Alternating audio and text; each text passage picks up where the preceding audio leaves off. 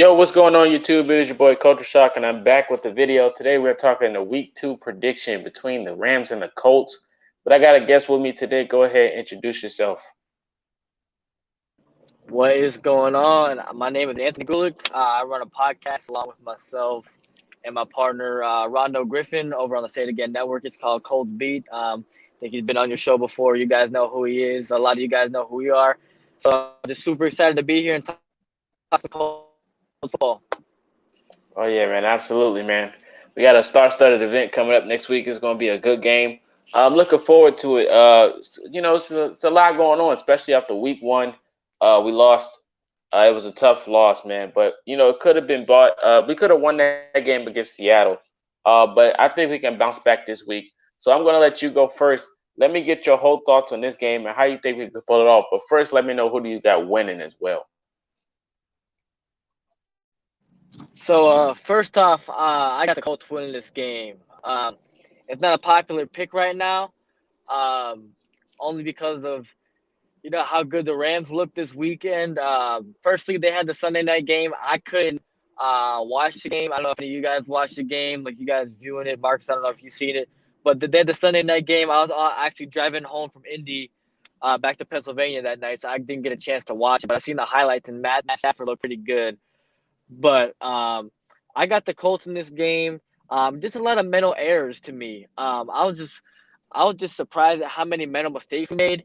And knowing the guys in this locker room, I don't think we make that many mistakes again. The Colts just continue to prove me wrong again and again.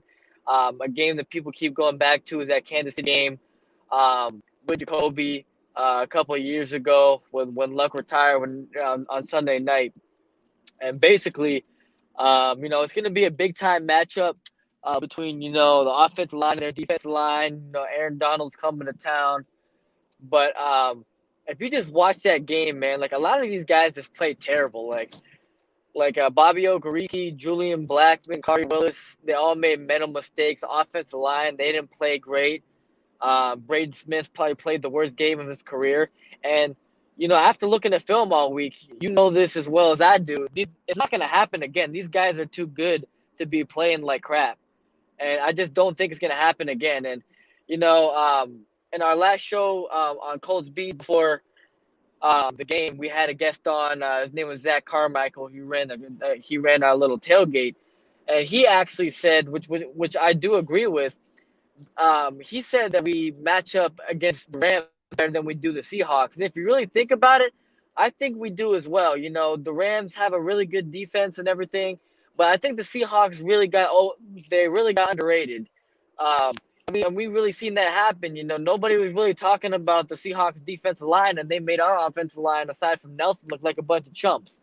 So I think that we match up a little better with the Rams rather than the Seahawks, and I think that we will win this game. I think it's going to be a shootout, knowing the Colts. We just win games that we aren't supposed to win, theoretically, because the Rams are just on a roll, and we haven't been playing too well. But I think we clean up these mistakes this week. I agree with you there. You make a good point. When I look at the first game against the Seahawks, I count it as another preseason game. You can't really define Week 1 as the outcome of the season, right? Maybe I overreacted a little bit because we lost and we should have won. But that's normal. That's what fans do.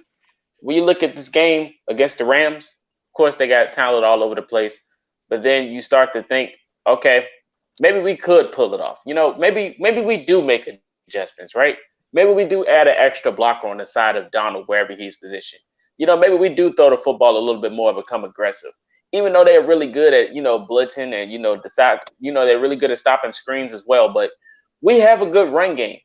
I think the Rams could get beat by on the run. I think they can do that. Matthew Stafford played against the Bears last week, had a good game. But when you actually think about it, our defense is better than the Bears. Maybe we might throw some shadow blitzes. Maybe we might send Kenny Moore on a blitz, like he usually does. He's good on that. Khari Willis can come downhill, but maybe we can throw some things out there. And, Stafford's seen us last year. We played pretty good against him, even though he dotted us up. But we wound up, coming out clutch at the end. But, we can pull this off. I think we can pull this game off. I think we can get the W. We get the wide receivers involved. We figured out their scheme. Carson Wentz, he did pretty good last week. I think he can come back and have another good week.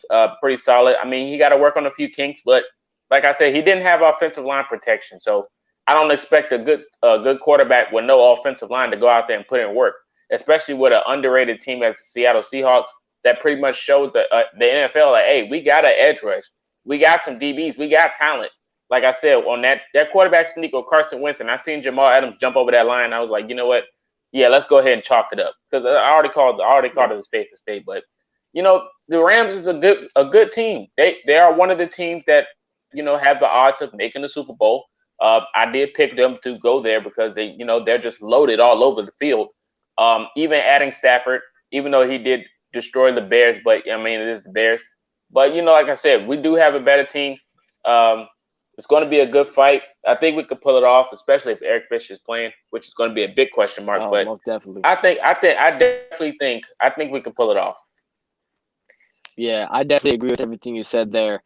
And like you said, Carson Wentz, I thought he played well as well. There was a few times where he really got out of trouble, and it's just I feel like we have to get more aggressive in passing situations in terms of making deep shots.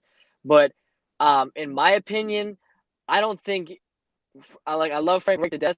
I don't think he should have been as aggressive on fourth down last week, only in the sense that, like you said, it's basically another preseason game, and Carson Wentz been playing preseason. It's his first game in the blue and white.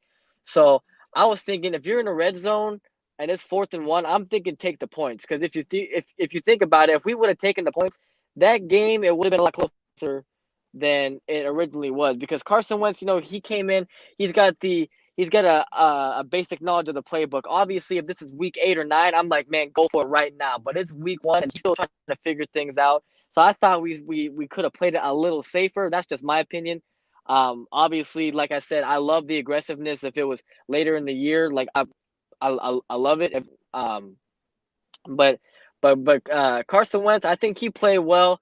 And like you said too, I think they're gonna be mixing up the protection on offense, and then moving pieces around on defense. Hopefully, guys like Ben Bandigoot can get more snaps, because Al-Quadri Muhammad, he stole all the snaps again. He had 70% of the snaps, and Ben Bandigoot only had 6 snaps. Marlon Mack, he was a healthy scratch. That, not gonna lie, that kind of pissed me off. We signed the guy, we're paying him. I don't know if we're just trying to increase his trade value by keeping him healthy because teams are losing running backs, or if they're just not playing him because they're playing Hines. And Hines, he showed why he got that extension, because Hines was, even though the run game didn't really get going, he was making some nice moves out there. He was real shifty. I remember he had a nice spin move off of Bobby Wagner, and he was really showing why he's got that money. But I want to see Marlon Mack incorporated into the offense, and I feel like with all these mistakes, they're going to incorporate stuff in, and there's no way. If we lose this game in a shootout, fine. I'm fine with it, but we can't be playing like crap again. Frank Reich is not satisfied with mediocrity. You know that, I know that, and I know that we're not going to be satisfied with only scoring 2 touchdowns, and one of them was in garbage time. Last season was the story of how bad the red zone offense was. I hope that's not the case this year, but hopefully we clean things up. Yeah, man. I hope you clean it up as well, man. But I appreciate you giving your points on this on the topic here. Before we get up out of here, we're gonna let you guys discuss that in the comment section as well. Who do you got winning this game? Let us know why. No matter what fan base you are, Colts or Rams. But where can they find you one more time before we go ahead and end it? All right. So on Twitter, my personal username is AG__. And then our podcast account is SIA Colts Beat. And then my name basically on every other social media is my name, Anthony Gulick, no spaces. All right, man. Appreciate you for tuning in. Don't forget to like, comment, and subscribe. Tune into all his platforms that he just listed. But I appreciate you guys for tuning in. Appreciate you for joining the show. This is Marcus, and you've been Culture Shock.